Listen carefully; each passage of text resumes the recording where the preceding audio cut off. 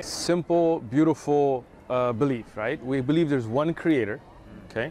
We don't believe he's divisible, so we don't believe he has sons or daughters or roommates or seconds and thirds. There's just one creator. We don't say it's a man, we don't say it's a woman, we don't say it's a monkey, we don't say it's an ape. We say it is above our comprehension to try to give it a figure. Like, it's not just that our creator created us, but created the universe, many other planets, whatever other beings are there in their universe, angels, jinn, whatever else is out there that we know about, we don't know about. There is one creator. And you look at the DNA footprint that we find in everybody. You see a similar ways. It shows you that the same creator created all of us, animals, humans, and that creator created us and didn't just leave us without direction. Like, for example, if you make a cell phone, right? So you buy a cell phone, whatever company made the cell phone is going to send you a IFU, what we call instruction for use or user manual, right? They're not going to just give you like, here's a phone, put it on a microwave if you want, you know, because it's not going to last, because the manufacturer knows how best to deal. If you buy a Samsung, Samsung knows better. If you buy Apple, Apple knows better. Buy a laptop, same thing. So we believe our creator sent us with guidance. And that guidance came in the way of holy revelation that came to different prophets that creator chose, right? And we believe in all of them. We love all the prophets. We love Adam and Moses and Abraham and Jesus and Yusuf and Ishmael and all of them, all the way from Adam to the Prophet Muhammad, peace be upon all of them. You'll never see a Muslim disrespect any of them. We'll never make cartoons of them. We'll never speak, because we love them all. We love Jesus, we love Moses, we love David. We believe they all brought the same message. We believe the core message, like you look at the 10 Commandments, the core message there is always believe in one God, right? Don't worship idols. Like, what's the first of the 10 Commandments? O Israel, hear that your Lord is one. That's the first. Second, don't worship graven idols and images, right? So that's one message. And we believe that all the religions, they brought that same message. But then some of the messages get corrupted. You know, over time, you get Pope Damasus, you get the Council of Nicaea, you get King James, you get people who have their own political interest.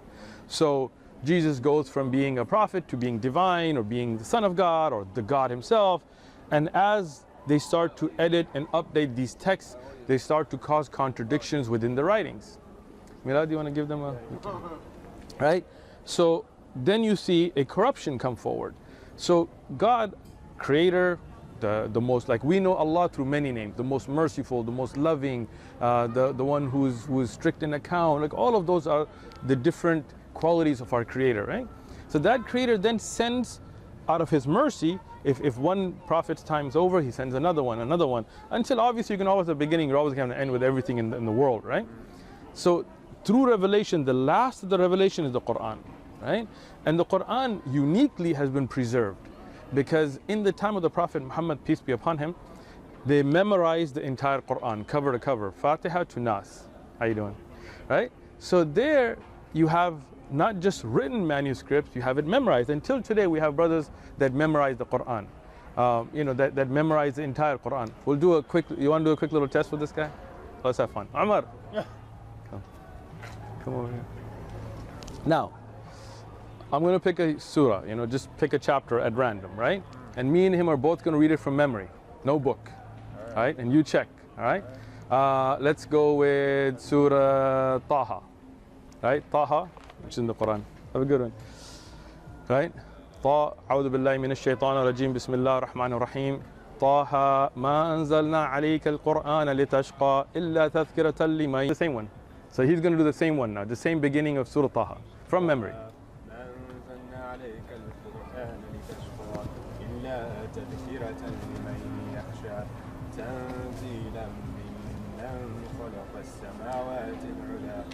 See?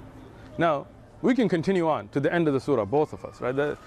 Now, what you see is we've both memorized, right? So even if somebody tries to change a book, in the lifetime of the Prophet Muhammad, peace be upon him, there were many from the companions that memorized the whole Quran, beginning to end, right? So then, even if somebody makes a mistake in writing, you always got somebody that's memorized, like, oh, you made a mistake, right? And we have manuscripts that were written down during the time of the Prophet Muhammad, peace be upon him, that have been carbon dated. Like there's a part of the Quran, like the surah that we just read, a part of that is called the Birmingham Quran. If you go, you can Google it, right? And in England, non-Muslims, they found these manuscripts from Taha and Surah Kahf, part of these surahs, and they carbon dated it to the latter part of the life of the Prophet, peace be upon him, and the time of the Khalif, the first Khalif. So we have those manuscripts as well. So you see, it's preserved. Now, if you look at the Bible, I have two translations, right? Oh, there's differences.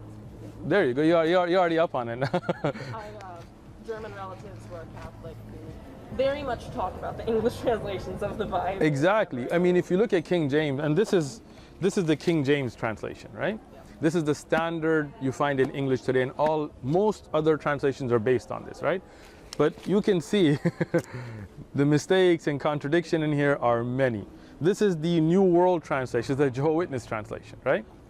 And interestingly, they're both Christian Bibles. It's not like a Catholic, like we're not even going there yet, because Catholics have a different number of books.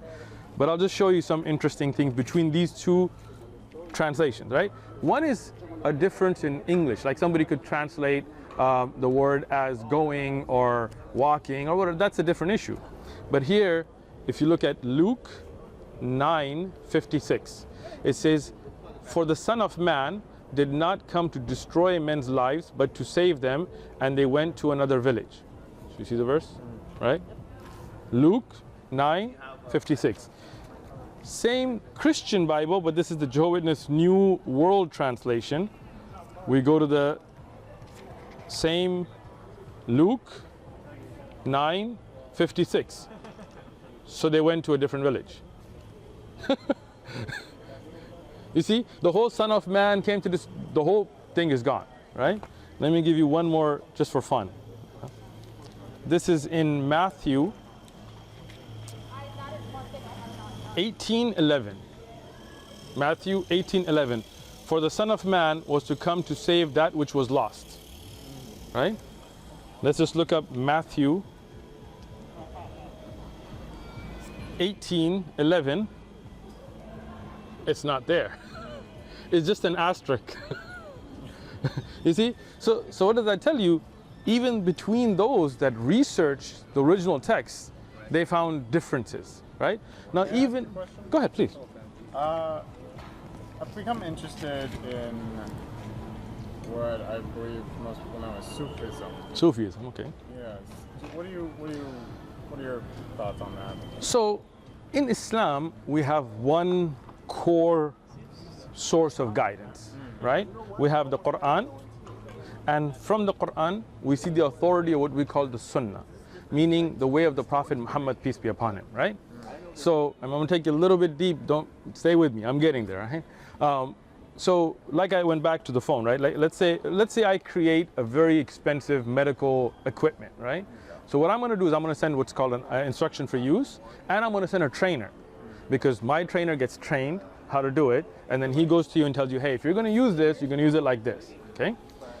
So we believe the Quran and the guidances that came before it were the instructions, and the trainer, or the one who explained it, are the prophets, right?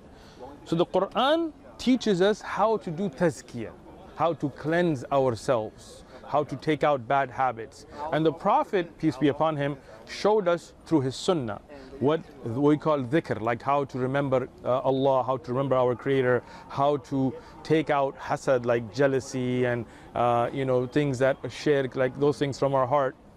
This science is called tazkiyah. Okay? So tazkiyah is based on Quran and Sunnah, we all believe in. How to be a better person, how to get closer to our Creator through tadabbur, through contemplation and dhikr. As long as it's done in the way that the Quran and the Prophet showed us, this is excellent.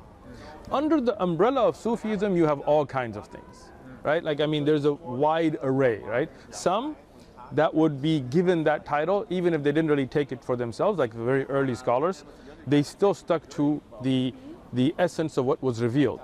Some, they went way far, they would be like drunk, doing dances and stuff. So obviously that would go against the Quranic injunctions. So whatever is in accordance with the Quran and the way of the Prophet, peace be upon him, we accept. if anybody innovates a new way, then we say, you know, we don't want to make innovations because Allah knows better how we should cleanse ourselves. Gotcha. Cool? I believe my companion here is Sure. Take your time. limit of their attention is running dry. Did you want a Quran itself? It's all free? Or you want to start out with that? It's up to you. Maybe I'll start out. Excellent. Thank you very much. Have a good one. If your friend has any questions too, come on back. We're here every Sunday. More than welcome anytime. Have a great day.